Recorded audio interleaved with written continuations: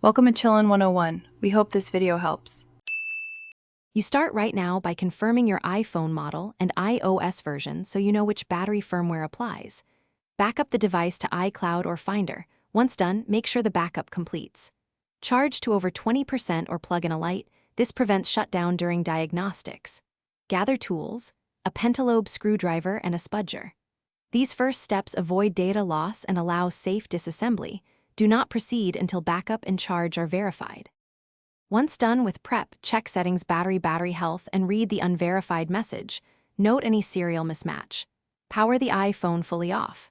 Remove the display gently, work slowly to avoid tearing flex cables, and disconnect the battery connector. Document connector positions with clear photos. This helps if connectors look similar. Install a genuine or correctly matched replacement battery, seat it fully, reconnect the battery and display. Then torque. After reassembly, boot the iPhone and check battery health. A correct install and calibration should show verified status.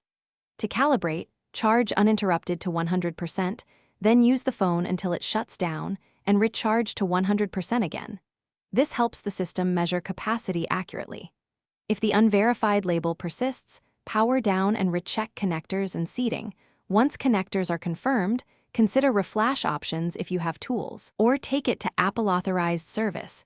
This single troubleshooting step resolves most recognition errors.